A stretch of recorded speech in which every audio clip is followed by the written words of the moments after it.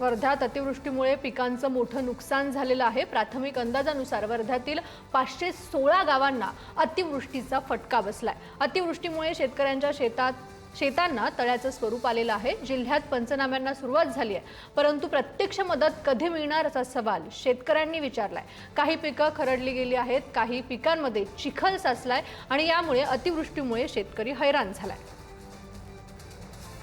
अतिवृष्टीचा जबर तडाखा वर्धा जिल्ह्याला बसला आहे। जवळपास प्राथमिक अंदाजानुसार 516 गावाला आता अतिवृष्टीचा फटका बसला। त्यामुळे शेतपिकांचे मोठ्या प्रमाणात नुकसान झाले।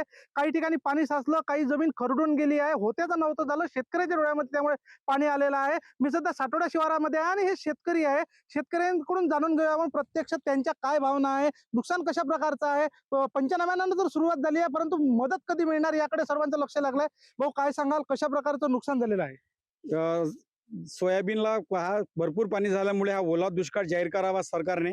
ओला दुष्काळामध्ये सोयाबीन पूर्ण नायनाट झालं आहे, पंचनामे नाही झालेले आहे। सरकारनं जो हे केलेलं आहे, पंचनामे करायच्यासाठी जे आश्वासन दिलं आहे ते आश्वासन पूर्ण झालेलं नाही आहे। आता हे मला सोयाबीन दिलेलं आहे, महाबीज कृषी विभागाचं महाबीजानं सोयाबीन दिलं आहे। हे वाहन आहे 1460, याला एकही शेंग नाही आहे। एकूणच आत्महत्येचं प्रमाण वाढण्याची शक्यता वर्तवण्यात आलेली आहे। काय सांगशील, कशा प्रकारचं नुकसान झालेलं आहे? सततच्या झालेल्या पावसामुळे संतप्त झालेला आहे शेतकरी।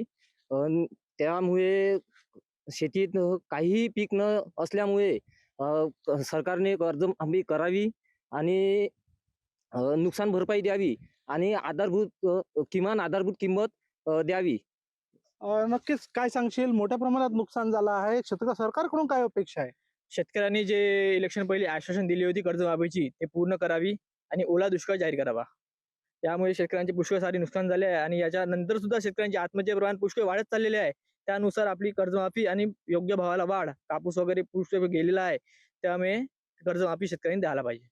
नक्कीच मोठ्या प्रमाणात नुकसान झाल्याने शेतकरी हवालदिल झाला आहे। सरकारकडून मदतीची आर्ता शेतकरी देत आहे। पंचनाम्यांना सुरुवात झाली, परंतु प्रत्यक्षात मदत कधी मिळणार, शेतकरी बळीराजाला सरकार उभारी देणार का, हेच पाहणं महत्वाचं असणार आहे। पंकज गादगे, पुढारी न्यूज, साटोडा, वर्धा।